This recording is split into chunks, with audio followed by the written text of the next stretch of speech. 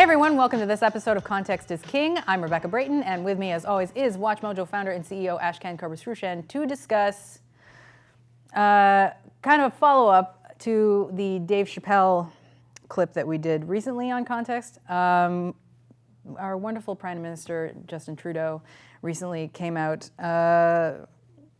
unfortunately, with photos of him in blackface, or brownface, I guess they're calling it, and we alluded to blackface in the Chappelle clip when we talked about it. So let's talk about privilege, shall we? Yeah, so the context is when Prime Minister Trudeau came out and apologized, he said how he was, he grew up in an environment of privilege, and that came with some blind spots. So we thought we'd touch on a little bit of privilege. Yep. So first of all, let me just, without going too much into it, what were your thoughts when you saw Trudeau? Were you like, this is horrible, you should step down, or were you like, I don't care?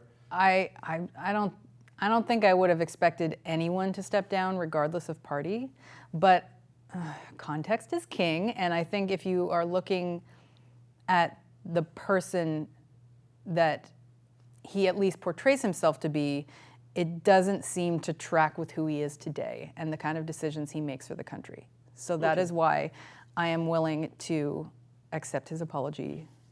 But I also understand that I have some white privilege myself, so maybe my opinion doesn't matter that much. No, everybody's opinion matters because you're still a voter in this case. So everybody's opinion matters.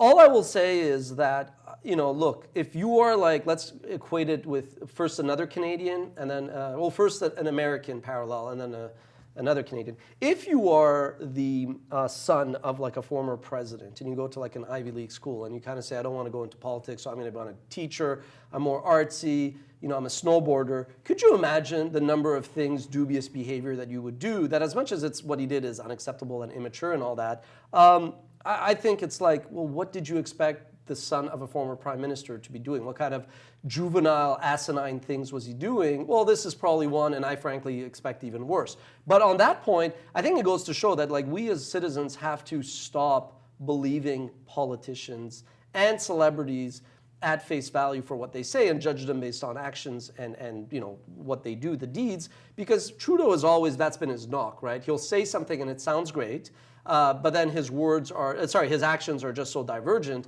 But I still think as a politician, then you look at the alternative. So that's why for me, it was like moving on.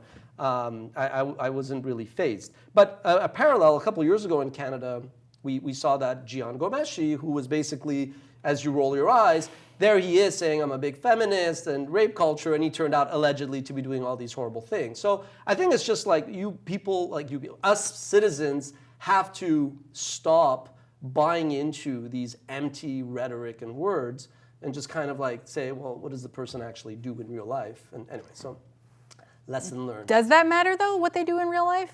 Because his actions matter more than the words. It's very easy to say things, but I mean, there's a line, obviously, but as long as the policies that they're putting into place align with what you believe in. I agree. I think Trudeau, at the end of the day, has done a lot of things for marginalized, downtrodden folks, and I think that's what we should look at.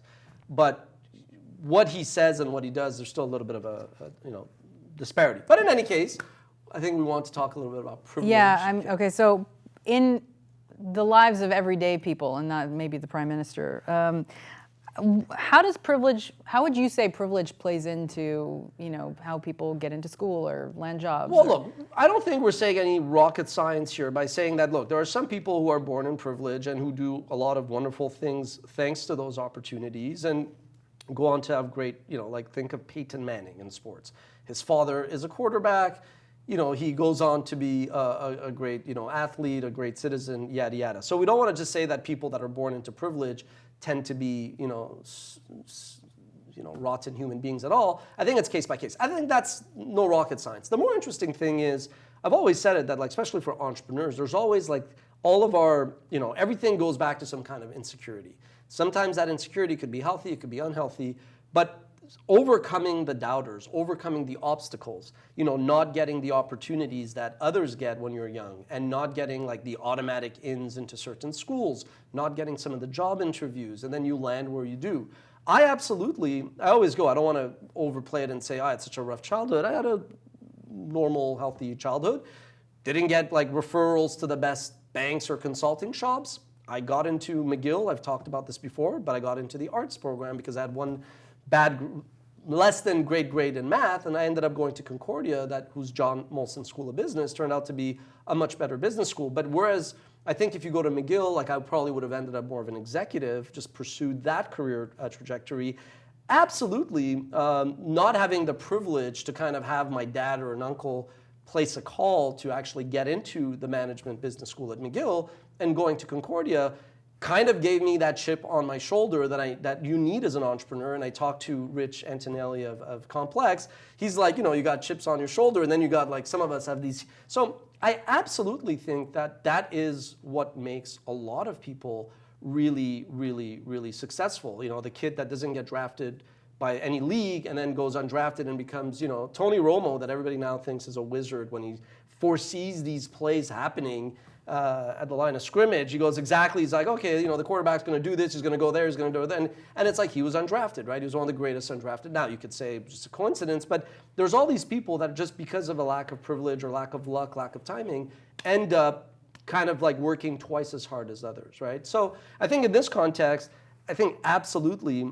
not having that privilege is like a gift. It's almost like it almost makes it easier for you to succeed because if your daddy does have a great last name and does have the connections, you almost have to play by the rules. You almost have to not break any rules of decorum. I assure you that while I've never done anything illegal or done anything unethical in that sense, I assure you that the drive and intensity I had when I started my career, there is no way that would have been acceptable if it was like, hey, Ash, I got you this job by placing a call.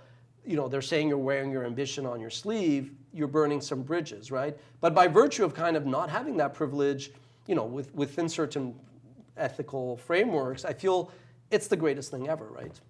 All right. What do you guys think? Is privilege a blessing or a curse? Let us know in the comments, and we'll see you next time.